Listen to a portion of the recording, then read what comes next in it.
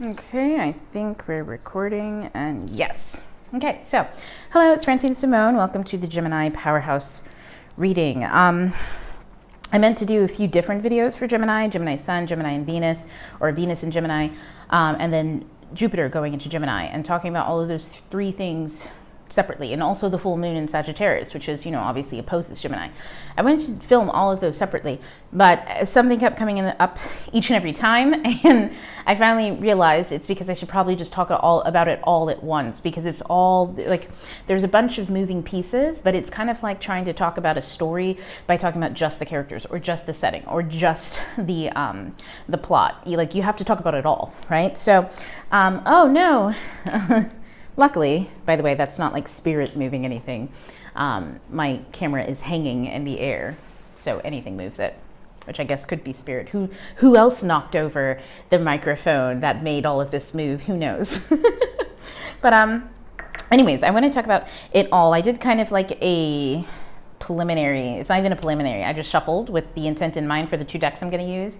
I'm also going to be using a little bit of Lenormand. So this reading might be a little bit longer than usual, or a little bit more complex than usual. We're just going to see what happens and what goes. I have a few notes that I want to talk about too, as well as this energy. But first, let me talk about the notes. I was kind of meditating a little bit on Gemini energy yesterday, and what came through is I noticed the energy of paranoia. So I have quite a lot of experiences with the energy of paranoia. I grew up in a household of very high achievers, and unfortunately a side effect of being psychic and a high achiever is lots of paranoia. But paranoia isn't necessarily a bad thing. Paranoia is terrible when you externalize it, because paranoia, if you think about the Greek meaning, para meaning beyond the mind, and noia meaning intellect, or like oftentimes a very logically constructed thing that only the person who's constructing the logic can understand. So this is not something you externalize. Like, for instance, if you have paranoia, that means that you could logically construct a very plausible reason of why somebody did something that they did, and whether you're right or wrong. Funny enough, Lizzo came on, and she has a lot of that. And the song Rumors came on. So she carries a lot of that energy around with her, as well as that paranoia energy, which is when you construct a narrative based off of anything that you can conceive as logic. It's based off your own mindset, which is inherently very unhelpful externalizing, meaning you don't want to do that because you think someone's talking about you. You will construct something that makes sense to you and nobody else. And while you may be right about something being off, you may be very wrong about what is off or why it's off. And that's why paranoia can lead people down so many challenging mental health episodes. So in other words, when you externalize paranoia, it leads you towards a mental breakdown. However, internalizing paranoia is a very helpful tool, because no longer is it fear of what's happening around you. It's the awareness that something beyond what you can see is happening, and you start to organize what you cannot see. So we don't do this to understand our external world. We do this to understand our internal psyche. So in other words, when you feel that restless, it's a restless kind of energy. It makes you get up. It makes you look at things. It makes you double check things. It makes you wonder. That means that there's something going on in your energy that you cannot see beyond the mind, or beyond what is your mindset currently. There is something that does not exist within your mindset, so you cannot organize it and understand it. It's beyond that, and you need to organize or adapt a new mindset to be able to organize this energy. Oftentimes paranoia comes in because of something unknown, right? We have something unknown coming towards us, and we need to know, what the fuck is this? Well, when you approach it with fear of the unknown in your external world, you think predator.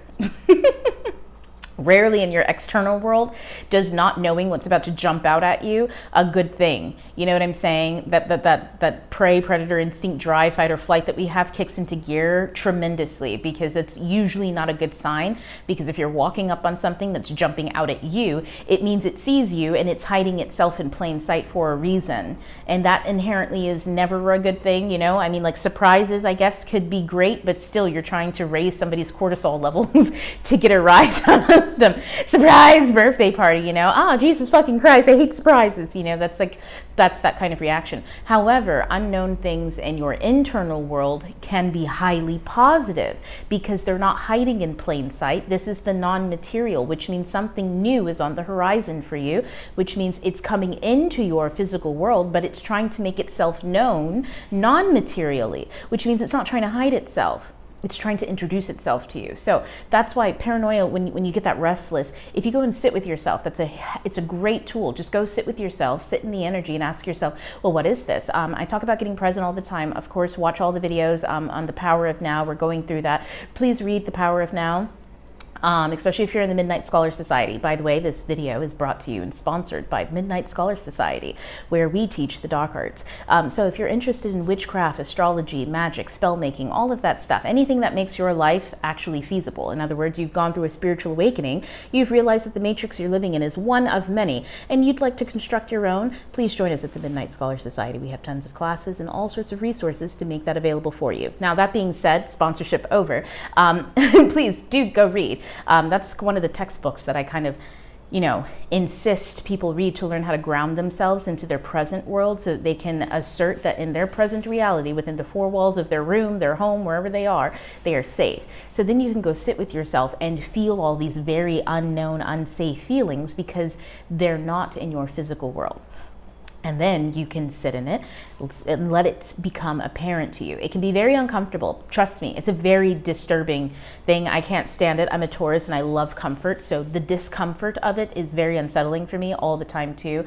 But like I said, I grew up around a lot of people who externalize this sort of thing, and you don't want to do that. You don't want to do that. When you externalize paranoia, you will create an isolation for yourself, and it will not be a sanctuary. You will be isolated because the world is against you, and you will be sure of it.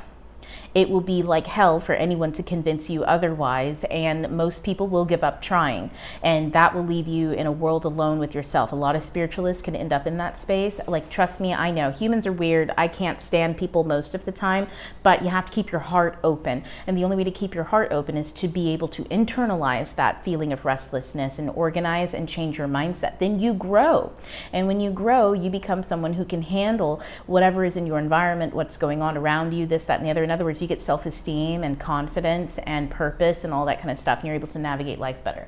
So that's the notes for this reading. Yes. I want to state this. If you can be aware of the energy and how and what happens in it, that's sitting in the energy, and how that, like, sometimes the energy will present itself as a story, or it'll bring up memories for you of a pattern. And if you can recognize the energy where you've recognized it before, and then what happened before, during, and after that energy was in your life, or you can recognize it as you've seen in a person, or sometimes it'll come up in stories if you've read or watched something that reminds you of the energy that you're sitting in. Just take a look at that pattern and then see it in other aspects of your life. See if the pattern holds up. Because you can learn a lot from that. You can learn from your past experiences that way, and this is reflecting, okay? And so then you cannot be moved by a force. So the paranoia energy, that's an energy. Energy is force. It moves you, it's emotion, it moves you. So you won't be moved by it, but rather you'll be informed and gifted the choice of how you wish to move. Because here's the thing too, and this is just the hard truth, is energy will move you whether you want to be moved by it or not. It will either move you forcefully, as in you will be compelled, and everybody's experienced it, where you've been in a reactive state, right? You just let the emotion take over, and you did things, and when you look back, you're like, I have no idea why I did all of that. Sometimes it's a positive thing when we just let happiness take over. Sometimes it's a negative thing when we let suspicion take over, or other emotions that may or may not be conducive to the environment that you're in, right? Or what's actually going on, the context of the situation. However, it will either move you by compelling you, and you move unknowingly by unconscious scripts, or it'll erode you. Sometimes you can look and you say, I refuse to be moved, but you do nothing. When you do nothing, that energy will erode you. It is still an energetic force. It is still like water. Water, it moves, and it moves. Think of a river, and as it hits a mountain, that mountain will erode over time, probably before the river dries up. And if you look at the Grand Canyon, they say that used to be a great river, meaning all of the crevices that you're seeing are what's dried up in the river. And so therefore it's left behind a canyon. It cuts through even the toughest of rock, water does. So that's energy, it is a force. So it's either you make the choice, right? If you know what the water is doing, think of a river and you're on a canoe. If you know the waters are gentle, then you don't have to, you can choose to just glide and just chill, relax. If the waters are rough, then you can choose to be very active, to be very on point, to know and be swift with your action, to breathe and to take in every single moment and be very present. Like, you know, if it's gentle water, obviously you don't have to be as present. You can daydream, you know what I mean? Like, what's gonna happen between now and the next fucking tree? Maybe a fish will pop out of the water? Maybe, probably not.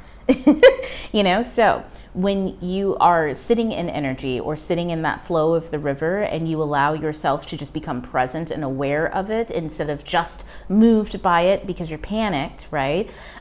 This is somebody who may be in a boat and who can't swim and who is terrified of water, and you know, they're just moving their oar back and forth and they're spinning around in circles and they're screaming and everyone's staring like, what is that person doing out there on the water? How strange. When people are panicked, they do a lot of crazy things in water. But if you chill, then you get to make the choice of how you move. And when you get to make the choice, you get to take that power in your hand and you get to apply it wherever you want. So that's the paranoia energy. It's restless, but you want to apply that restlessness somewhere. But let's talk about why it's here, because this is very much Gemini sun, and paranoia is very much about mindsets. Remember, I mentioned before, if you externalize paranoia, you get a mental breakdown. But if you internalize it and build up your internal systems, you get mental paradigm shifts. Because when you internalize it, you're saying, what is this?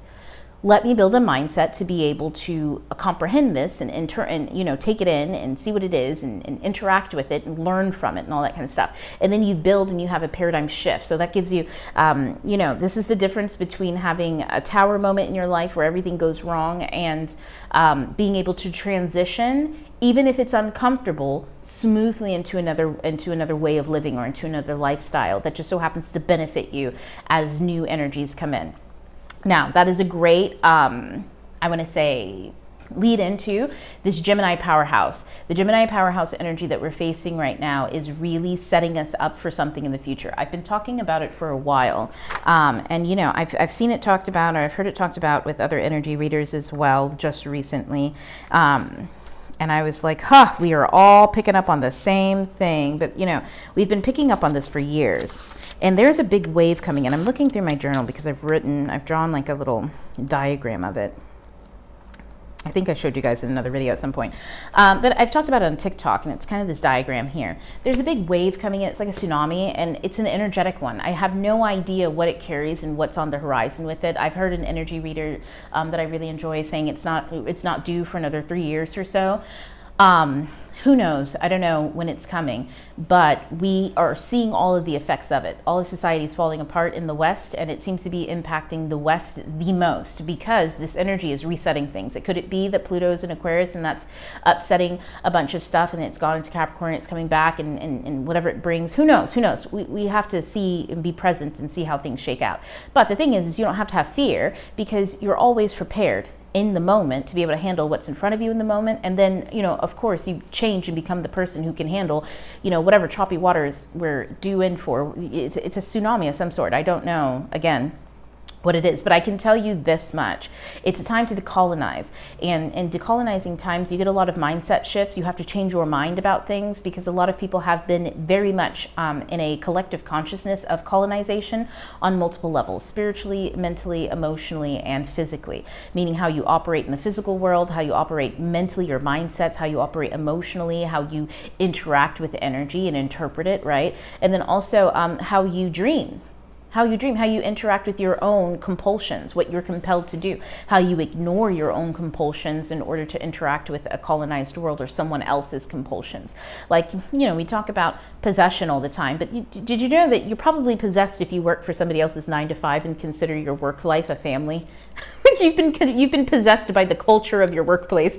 You know what I mean? Is it such a bad thing? No, not if you believe in what you're doing and you enjoy it. However, I just should hope that if you believe in what you're doing, it's because it aligns with you and not because you need it to work You need some purpose, and so this one seems like a good pick, because if that's the case, the tsunami that's coming through, you may be too busy trying to fit into a work environment, or trying to fit into a relationship that doesn't work, or trying to fit into a friend group that doesn't work, or a career that doesn't work, or a family that doesn't work. You may be too busy trying to fit somewhere that does not work for you, that you're not building up and preparing yourself for your own future. And your own future, when rough waters come in and tsunamis hit, it's rough for everybody. It's not an easy time. Think of like COVID. It's not an easy time. And who knows what happens, and who's being affected, and how they're being affected, and what the ramifications are of that.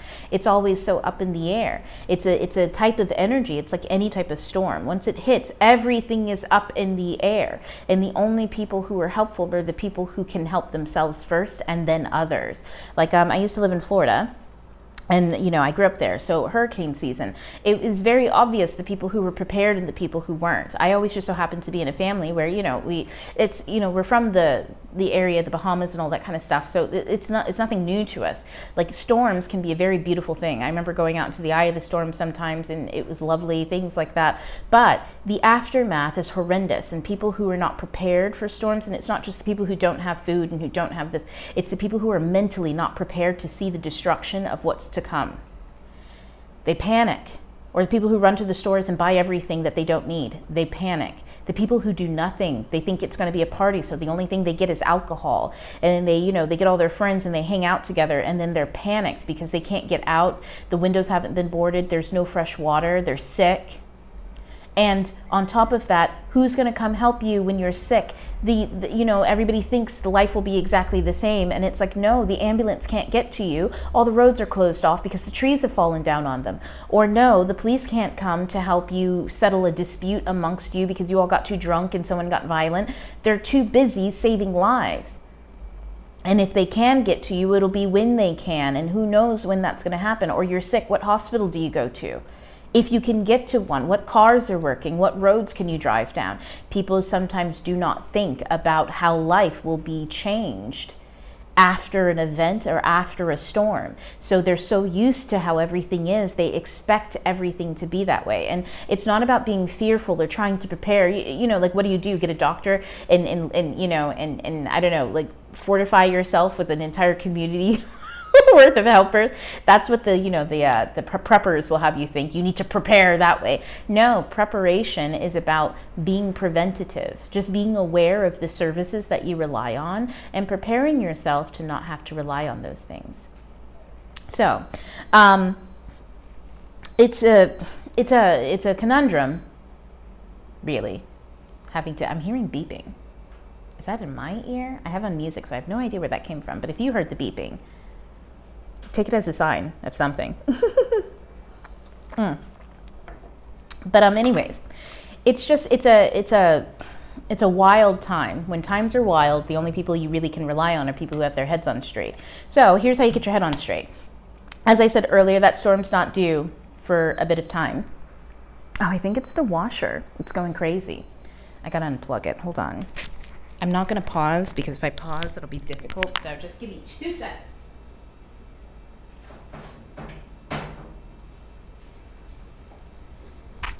Okay, see, unprecedented times. The washer's doing some weird thing where it's like beeping and like going up and down and doing crazy things while I'm, for no reason. I think there's a ghost in the machine, which is a saying, and that's probably relevant. Actually, a ghost in the machine is often what I talk about when I'm saying that my spirits are talking to me through electronics, and that's very much Gemini energy, so take it as you will.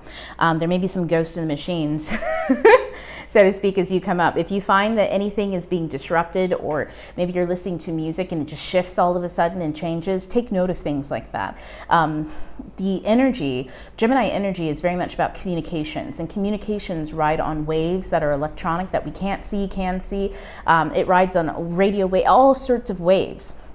Any type of current you can think of is Gemini energy, or is utilized at least by Mercury. And so honestly, any form of communication, whether it be physical, non-physical, take heed this month. It's going to be huge because, like I've said, we've got the Sun, Venus, and we just passed a full moon in Sagittarius, which like supercharges the energy. We'll talk about that, and it's the energy of belief. Okay, and we'll talk about that in a little bit. But it supercharges it. And then we've got Jupiter coming in tomorrow, and that's going to be huge, the 25th to be specific. I'm also doing this reading while Gemini right now above me is in the 9th house. So, you know, good times to really pull into the unknown and to go out and adventure and explore out into these woods with some spirits that are actually very much mentor energy. Zeus has been he's going into Gemini soon. He's been a great guide thus far, at least for me. So let's jump into this reading and talk about what we're going to talk about. I feel like, I'm a little bit all over the place and I'm going a little fast, and that's just part of the energy, so take it as you will.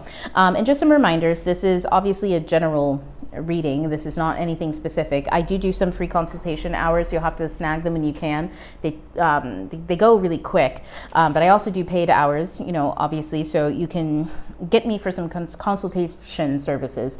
Otherwise, take what resonates and leave what doesn't. But this does impact everybody, whether we see it immediately or not. Also, I am not a fortune teller. While it may seem that I am psychically able to incline and see all truths of the world and the future, no, I'm just interpreting pretty fucking close because I'm really fucking smart. However, I am not a fortune teller. I can't tell the future. The future is left up to us today, now, and all the possibilities and everything that we take. I can't even tell my own future. I mean, I like to ride on them quantum waves, I sure do. But telling the future is unhelpful, and it's not that fun. So here's the preliminary kind of thing that just kind of came out before we run into it. We've got the 5 of Wands, and underneath it's charged by the Chariot. So discord. I was talking about this quite a bit. There is a storm coming, and there's kind of like a little tornado on the back of here too. But it's unseen, something we can't see. The Chariot is represented by the moon, so it is fast-moving energy, like a current of energy that you don't quite see coming yet. And it's directed by the moon. So there is a force out there that will, I don't want to say that it's, this is what the discord is fueled by. It might be anytime, again, we have, this is the paranoia energy. Anytime you have something coming in quick, you get restless because you can feel it. I felt it yesterday. And, yeah, all of my senses were going off and I was like, what is this? And also I was getting a lot of mindset shifts, just shifting. I was letting go of a lot of things. And, when you can tap into the energy and allow it to clear you and move you and do and take what you don't want and this, that, and the other, and you're good at releasing and letting go of stuff, shit like this is absolutely beneficial and monumental in your life. So I'm letting you know this now, because as the energy comes through, you're going to have the choice. Are you going to be panicked and are you going to live in fear, or are you going to follow your joy? And that's kind of like the thing here is, are you going to follow panic or joy? Just think of it that way. Go towards your joy. If something bothers you, sit in it long enough until it no longer does, until you can find the joy. Do not act in that panic energy, because a lot of people will be, and a lot of people are stupid, so don't follow the crowd. Lemmings run off a cliff, so, keep that in mind. And then here, these cards came out. We have the Queen of Swords, the 9 of Pentacles, the 2 of Swords, and the Sun, which kind of tells me an awful lot. Ooh, I accidentally hit that weird. There's a choice. There's a choice. You have a choice coming in, and that's the choice. Follow your joy. There's the truth. The truth comes in, and it's going to give you lots of blessings. Follow that. But again, the 10 of Swords, it's fueled by anxiety. So this really does kind of sum up the way that things are going. Even though it's fueled by anxiety, don't worry. The sun is out here. You have the choice to make it joyful, but it may not seem like that immediately. I'm going to start pulling some cards, though. We're going to look at what the sun's bringing into Gemini. The sun is all about purpose, okay? So the sun lights up our efforts. I think I'm going to do a little bit of a Lenormand spread. I normally don't do this on camera because Lenormand takes me, you said, there's so many different ways to read it and to look at it, but I'm just going to see what comes up and how it hits, because Lenormand's great. It's different than tarot, and I kind of use it a little bit differently than its intended purpose, but it's really helpful, Lenormand. If you're interested in different types of divination tools, I'll show you a little bit about how it goes. Wants to stop. With Lenormand, I don't shuffle until they fall out. I shuffle until the energy, wants to stop. So I usually do. I don't read, shift this around. I don't read, wow. They're all mixed up. I don't read reversals in Lenormand. There's really no necessary need to. Let me make sure all of this, you guys can see them. Okay, so I'm just going to say, and I want to look and see what this month has for us, because while Jupiter is going to be in Gemini for about a year, up until June 9th of next year, and Venus is going to be in Gemini, I think a little bit longer than the sun will be, you know what I'm saying? So I'm going to look and see what this month is, and then I'm going to see how this energy is going to carry over with Venus and Jupiter. So with this month, there's like a lot of uncertainty. So I kind of like use this as the mind, the heart, and the body. So this is the mind, the soul, and the body, the physical world, the mental plane, and then kind of the soul and the emotional plane kind of pulls it all together. But in the mind, so there's a lot of confusion about So there's a lot of confusion about some paths of commitment, I feel like, that people have been taking, or at least when it comes to the mind. The Tower's here, which represents kind of like authority. There's a lot of mindsets that you may be that I want to say the sun's coming in to highlight, and the purpose is to highlight and to clear out all of the commitments that you've made to a higher authority. And so therefore the higher authority could be yourself, the universe, things like that. What are you trying to manifest in this world? That, or the higher authority could be whomever makes choices for you or controls your own dreams. So those, like, we can read this a few different ways, because we're always going to talk about the polars on this. We've got the plus and the minus polar, the feminine or the masculine and the feminine, plus and minus. Or sometimes I like to look at things as far as those who are on that kind of higher vibrational frequency and those who are kind of on the lower end of it. It's important for us to see all those things, because you will experience the lower aspects of this, just like other people will experience the higher aspects. Now, how we interpret those things really depends on where we're at. You're going to interpret highs really well when you're high, and you're also going to interpret the lows not so bad when you're up high. And when you're down low, you're going to interpret everything pretty shitty. So, you know, it's good to see both, because if someone's coming up to you at a lower vibration, they're going to speak truth to situations, and you don't necessarily want that to alter your own interpretations of things. This is a time where we really consult our own higher authority. Otherwise you will be confused. As far as what's going on in the heart, so there's gifts of strength to kind of overcome confusion. You see how there's the clouds on both, or there's not the clouds on both these sides. This one is like is disturbed confusion. When you're confused, you don't know which way to go, this side or the other. This one's more like, I can't quite see what's beyond here. I'll wait until the morning, right? This is the storm. So there's a gift coming, and it's probably something that's going to help you. Again, this is the bear. Bears, they hibernate, but they prepare for hibernation. They prepare for their storms, which are winters. But this is also a sign of authority here. And going on with the tower is a sign of isolation. So you might be somebody who, you might be somebody who sees stuff. So we were talking about the tsunami earlier, right? The storm that's coming. And I showed you that diagram for half a second, but you probably didn't really see it. But the whole point of the diagram was to point out the people and where everyone is percentage-wise. You have the people who are completely, they will fight you, that there is no such thing as a storm. They're so deep in their own matrix, right? They're so deep in societal energies that nothing can possibly be outside of their 9-to-5 society. And, you know, we laugh about this when we see it in not prehistoric, but in period pieces where people are so totally just like, you know, drinking the fucking Kool-Aid when it comes to the king, the queen, and social this and social that they have no idea. It's kind of like Game of Thrones, where they're so fucking deep into their political games that they have no idea that zombies are coming. And it doesn't matter how many times people are like, so the zombies are coming. They're like, shut up. Who gets to have the crown? And they're like, oh my God, this place is going to be like destroyed. What do you mean? We have a bigger problem. Like, I don't know, our existence is on the line, you know? So think of it that way. There are going to be people who very much do not care about you talking about what's coming. So it can be a very isolating experience, but you have to get clear. Like, even you don't know what's coming, but you can feel it. But some people, they won't even know at all. Then you've got the group of people who they know that things can come, but they don't really know what they're supposed to do about it besides stick to their normal routines. And that's a mass majority of people. That's like 68% of the people that you'll probably ever meet.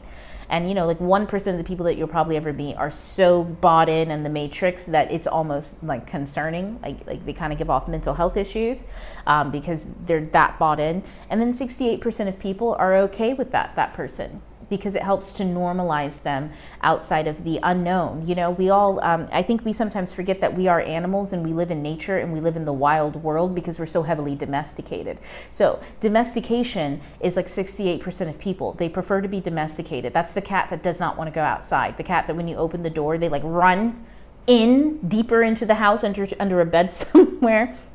And then you've got a good 20% of people who are like the cats who will go and sit out in the garden. They know that life exists outside of what's in the house. They oftentimes judge who's being domesticated, but they still also refuse to venture or go off onto their own path. And that's like a bystander. These are the people who will sit by, see things are happening. They're informed, but they're not actually doing anything with that information. And they're also not...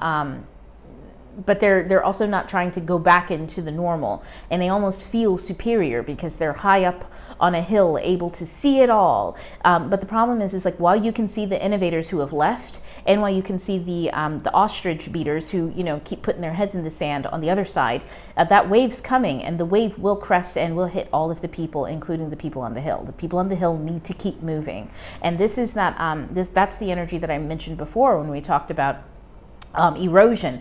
The energy will push past you, will push through you, whether you make a choice or not. And if you choose to stand still as a bystander, you will be eroded from history. You will be eroded. You will lose parts and pieces of yourself, of your own understanding of life, of consciousness, parts that you meant to hold on to, parts that you didn't need to hold on to. You'll just lose it all and be down to your bare bones. And that's not exactly a fun thing. Like, let me put it this way, spiritual awakenings are not fun when you hit rock bottom. When you hit rock bottom and you have everything stripped from you and you are bare naked out in the wild, being, you know, like no shelter, no nothing. That is a very uncomfortable experience. I personally, I'm a Taurus. I prefer to do things in a very comfortable way. So if I'm going to have a spiritual awakening, why not just go out to the woods on my own before I need to get rid of everything and go ahead and make a little cabin for myself? You know what I'm saying? Make a nice little spot. Nothing too fancy, nothing too crazy. I'm still going to do the bare minimums, but I'm going to set myself up to enjoy this spiritual awakening because it's going to be uncomfortable. So I might as well take the things that I enjoy while I'm there, and then slowly let go of those things as I need to, and slowly gain new things as I need to. Maybe I'll even leave this cabin and go deeper into the woods and try out the sleeping under the stars thing. But either way, I know I have a cabin to run back to, and I'll probably never run back to it. But just that security makes it easier for me to venture out further and further and further until I've forgotten all about that cabin. And I hope that somebody else who may need it finds it. You know, that's a comfortable way of going. And that's when you make choices. It's not easy. No. Making that cabin to begin with was not easy. No.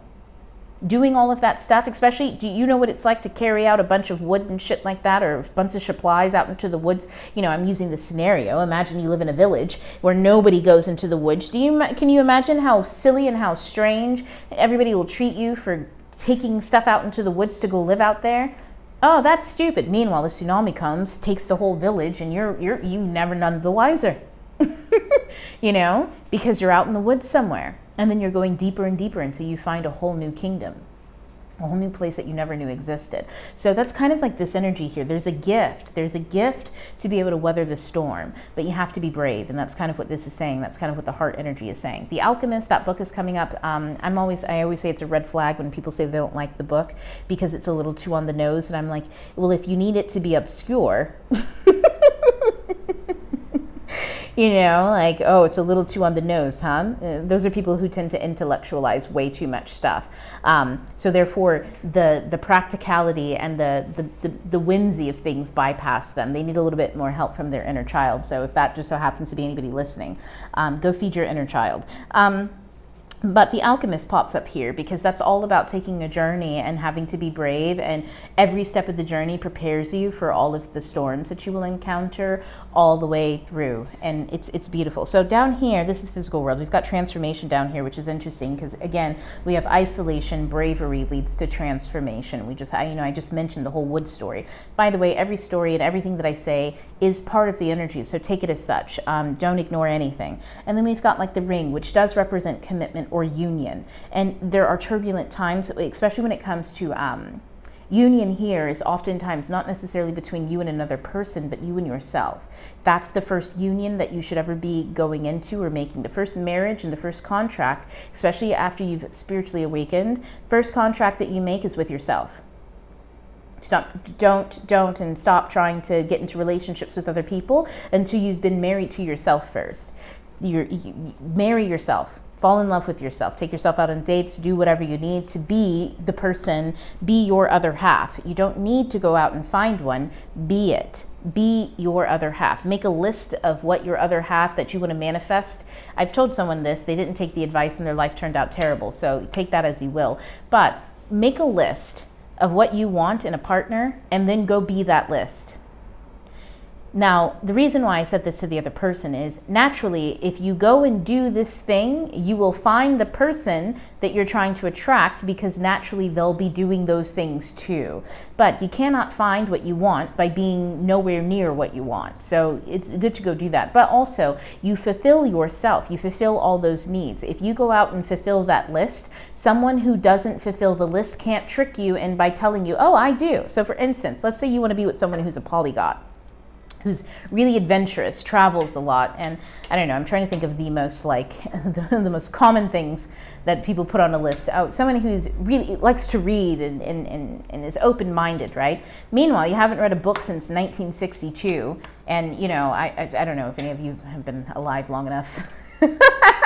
But to qualify for that one, but you haven't read a book since like 1996, okay? Since like 2007 is the last time the last Harry Potter book was maybe the last thing you dusted off back in high school. Who knows? And you hardly speak English, your own native language, to the degree in which you want somebody else to. You study a lot of different languages, but never past your first 2 weeks on Duolingo. And also, what was the other thing? Adventurous. Yeah, you've never left your hometown. Okay, so you're going to have to go and do those things, because how could you ever expect to find somebody who likes to speak different languages when you barely like to even read your own language, which would help with your own understanding of the English language, because you'd be so exposed to so many different types and variations of English language, right? You haven't read in a while, so you have nothing of interest really to talk about outside of maybe what's in popular culture or what's in your niche interest. And also, you don't go anywhere. So how would you expect to find anybody who does those things? Also, by doing those things, you grow as a person, you change yourself, and you have all of the challenges that come into place when it comes to reading. Reading is hard. You have to make time for it. You have to make time, and also you have to make choices. You have to dive into different genres. You have to try out different things. You have to overcome your own prejudices. You have to overcome all sorts of challenges. Attention, you have to build your attention span. Reading's not easy, not when you do it a lot. And if or maybe you read the same stuff, so it becomes easier. That's a thing that you learn over time. And then on top of that, learning languages is difficult because you have to learn different ways of thinking. Yeah, you have to change your mind. You have to learn different cultures and understand how language came about in this culture. It's a deep thing. And then traveling, it's very difficult. Traveling presents challenges literally from before you even get to the airport. Like the planning of it. And that's none of the challenges that are included in having to get around a place, the fear of, all of the safety issues, the fear of not knowing where you are, what's going on, all sorts of stuff. What happens if medical issues, all sorts of things you have to overcome when traveling, especially when you travel long term. So if someone were to come up to you and say that they love all those things too, and you've actually done them and this person hasn't, You're going to be able to spot somebody who's just putting on for show, somebody who would love to do those things if they could ever get over themselves. And oftentimes when people, and this is a huge thing with the Gemini Sun energy, is it's really going to point out this month specifically all the things that we'd love to do, but you haven't done them because you haven't gotten over yourself. There are plenty of people out there who label themselves as a traveler, as somebody who speaks, they label themselves all the things that they wish that they could do if only they got over themselves. They'll sit in those communities, they'll consume all sorts of stuff, but they'll never actually apply it. Application is what makes you a practitioner of anything. Intellect does not. That's why I mentioned The Alchemist here. I really do recommend people read that story and focus on, pay attention when the Englishman comes up, the guy who reads all the book and who knows everything that there is to know about alchemy from a book. Meanwhile, the main character is the alchemist in training because he's actually applying things. He's actually practicing what it is that this man's reading in his books. And by the end, the guy who's looking for it only ever finds what he's looking for, which is to find a teacher. Well, he found one, but he'll never become an alchemist, not until he actually does something. And, you know, the main character, spoiler alert, he's an alchemist. That's the whole journey of the book. So I really do recommend everybody read it and take what they will. It's a great thing to read over and over again. And anything you read in that book, none of it's fake. I'll tell you that much. I've done all of the things that book has proclaimed, including some of the most fantastical things. They're experiences that happen when you know how to make them happen. So it is a very real thing. Anyways, so down here, this is knowledge, this is enlightenment, and this is transformation. That's what the Gemini Sun's bringing in for us. When we look at it this way, we've got the moon, a gift, and knowledge. This is anything that you had uncertainty about, anything that you didn't know. This, again, the paranoia energy that's coming through that says, ooh, I'm trying to introduce to you a new concept. It'll bring up fear at first, but it's a gift that pick up a book maybe. I've been reading the second act. It's a great one by Henry Oliver. It just came out recently for anybody. But, read for enlightenment. And reading for enlightenment doesn't mean that you read nonfiction or that you read productivity books. It means that you read to enlighten yourself about something you didn't previously know. I read fantasy also for enlightenment. I read all sorts of different things to be enlightened by different things. When I'm working on my craft, I read to be enlightened by the craft and the mechanics of another great author, somebody who does something really well, something specific, not even all things. So read for enlightenment here. That would be something, honestly, with all the energy that is in Gemini right now, I guarantee you, if you couldn't read before, you'll probably be able to read this month. I'm reminded of somebody else who's having that kind of a struggle on TikTok. But this month will be great for gaining any type of knowledge, and that's just general Gemini energy. But Gemini with Venus is all about beauty and love, which is very specifically about your talents, skills, how you exploit them, and empathy, your ability to transfer energy back and forth between you and something else that you're committed to. If you're committed to changing your mindset, if you're committed to learning something, if you're whatever you commit yourself to, right? Venus is here in Gemini to help transmute and make that connection and to arrange the terms and agreements of how that connection will go. So the energy is huge for this. And then let's look here. Yeah, there's going to be transformation. It's going to be uncomfortable. So if you're hit with some weird feelings, if you've been on a spiritual awakening and things have been decent so far, and then you're all of a sudden hit with stuff in the past, stuff from this and that. I don't really think this is past energy so much. I mean, it will come up. The past, I honestly say, if you've already sorted it, you need to let it go. So that just means anytime it comes up, redirect your attention to something else. But something will be uncomfortable here. But there is transformation in it, so don't worry too much. Let's go ahead and pull for Venus and Jupiter. Yeah, I love some Lenormand. It's great. But I'm going to use good old Light Seers. I really enjoy this deck. Another creator got me on it. Wow, I did not expect all of this. So we're gonna look at it. And instead of doing the spread, I'm gonna look at just this really quick, and we're gonna put it back in the deck when we're done. What's the underlying energy? Justice. Wow, that's interesting. What's fueling it? Seven of Pentacles. So again, preparation energy. We're preparing for something justice-led. So we've got the King of Cups here, which is, let's see, And right under that's the Magician. Yeah, see, oh wow. The King of Pentacles, the Nine of Cups, the Emperor, the Empress, the Hierophant, Jesus fucking Christ. Okay, so we've got a lot of major arcana here. Hold on. So we got the King of Cups and the Magician with the King of Pentacles and the Nine of Cups. Let's look at them right here. Man, the Emperor is feeling this. So this is, again, all of this energy is essentially saying, because we're talking about Venus right now and Jupiter coming in. I'm getting huge Jupiter vibes from these two cards. Even though Jupiter doesn't generally represent Pentacles, Zeus does bring in a lot of, he brings in a lot of opportunity that is very bountiful. But Zeus, in ancient, or I should say before the 60s, I think it was when Neptune was discovered, or I can't remember. But Zeus actually, Jupiter represented both Sagittarius and Pisces. And so when we have the King of Cups here, this is kind of like, this is obviously somebody who's able to really master their emotions. Like, you know, he's the master of the fish. But the fish is also abundant. So there's lots of abundance going on here, especially with the Magician. So this is the ability to, again, look internally. This is the ability to go into the ether space. But the only way that you can do that is with joy. Honestly, and you're going to be building a lot of foundations. This is the Empress. Honestly, the Empress energy, I tend to vibrate in this space a lot. And this is the receptive space, the ability to receive. You have to be relaxed to be here. The Hierophant, the inner guide, and the Ace of Pentacles. I mean, like, this is astronomical. I'm kind of like, this is really great fucking energy right here. This is insane. We're going to have to see what's on the flip side of that. God, the Strength card. 3 of Cups. The 2 of Cups. Okay, the Queen, I mean, I can't even, let's see. I'm looking for something bad. I mean, the King of Wands, sometimes he can be a little annoying. Some enlightenment here. Oh, the Hermit, I can't. The Ace of Cups was behind that. Honestly, there's nothing bad here. I mean, I think that's just kind of, this is the energy of Venus and Gemini. This experience does not have to be bad if you follow your joy, if you emotionally regulate. This means do not be afraid of the emotions that are coming in this month, especially. But this is beyond this month. This is while Venus is in Gemini.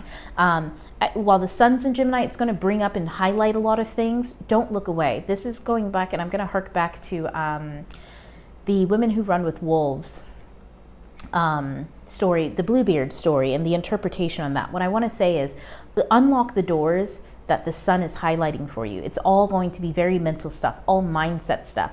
This is not going to be stuff that's necessarily like between you and a physical person or between you and a physical place. This is all going to be the stuff that exists in your psyche. This the way in which you interpret another person, the way you're interpreting the physical space you're in. You're going to have the option here to really be able to clean house, to be able to adapt to new things, to be able to bring in, I mean, this is phenomenal.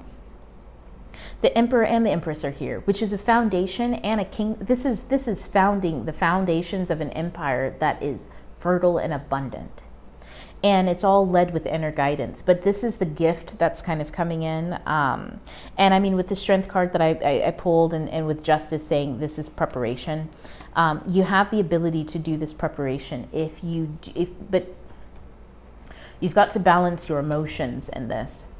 For those of you who do witchcraft, those of you who are in astrology and you're already a bit more intermediate in this space, this is definitely the space to get rid of any manipulating behaviors, any aggressive behaviors. This is not the place this is never the place that you want to do hexes. I always tell people, don't participate in hexes. If you have enemies, send them peace. That will be, like, if you really want to drive people crazy, send them peace. Oh my goodness. You know, that's because, like, on the deep down, you know, I'm like the witch Glinda. On the deep down, I may sprinkle butterflies, rainbows, unicorns, and glitter, but I know how to really fuck with people. But yeah, if you have enemies, this is the time to send them peace. Because that'll drive anybody who's not at peace crazy. And if they receive the gift of peace, if they interact with it, if they're doing all of that, then they will heal. Not only do you get kickbacks from I was going to say the government, the universe, not me. You know, I do not pay attention to the authority of the government. The only government that I pay attention to is the Federation of the Universe. You know what I'm saying? The order, I like to call it. But yeah, you get kickbacks from the order for helping balance energy. One, because you sent somebody peace to help balance them out. I don't know if you guys can see these ones down here. Yeah, you help to balance them out. But you also you also get them off your ass. You know what I'm saying? Like, if anybody has ever had to deal with rumination and like, you know, you're letting things go, but for some reason stuff keeps coming up, or people message you out of the blue, you know, you can tell that people are still ruminating on you because the energy still like shows up. Sometimes you get a fly. We had a fly in the house the other day, got the sucker. But, you know, sometimes you, like, I tend to think that flies are manifestations. You know, it's an old wives' tale, right? That there are flies, somebody's gossiping about you, you've got a fly on the wall, right? But the concept there is that in your energy, you are, energetically speaking, you may have a spy on your wall. And so therefore it manifests physically as a fly. It's annoying, it buzzes around, it's kind of gross, you know, it's not helpful, it's not beneficial to you in any way, shape, or form. So that fly is in your orbit because physically speaking, that's the only way it can manifest. Because can you see them? Can you see the people gossiping and doing all sorts of annoying things and spying on you, you know, through social media and all that kind of stuff? No. But physically, it does manifest somehow, some shape, some form. So getting rid of all that kind of stuff is nice. You know what I mean? So yeah, always send them peace. When you start hexing people and stuff like that, you're attaching yourself to someone negatively, and you have no idea what's going on in somebody else's life or why they've done the things that they've done. And if they go on a journey, a spiritual cleansing journey, this, that, and the other, and you're attached as a negative entity, well, the universe will balance it out and come back and slap the shit out of you. And meanwhile, you're like, but I was the victim. Yeah, but you're being a perpetrator once you start hexing people. So send people peace, honestly. I love it. I love sending people peace. I've done that before, and then I had horrific dreams, and I was like, ooh, must have bothered them. But yeah, it's better to bother people with peace than with, you know, war. I had to drink my tea, but here we go. We have the Strength, the Three of Cups, the Two of Cups. Honestly, this is saying have the strength. I mean, this is kind of just already backing up exactly what I'm saying. B is vibrant and is happy as the Queen of Wands. Look at her. She got a gift and she's ecstatic about it. Look at that here. And then look at this King of Pentacles, worried for nothing because he's got inner guidance. You see what I'm saying? He does not worry for anything. Relax, relax, relax. And that is on divine union. This is a balance. Like, this is just a lovely balanced energy. It's the Two of Cups. The energy isn't crazy on one side. It's not crazy on the other. It's just clean. It's clean energy. So you're pouring into one cup, so it's pouring into yours. It's clean energy.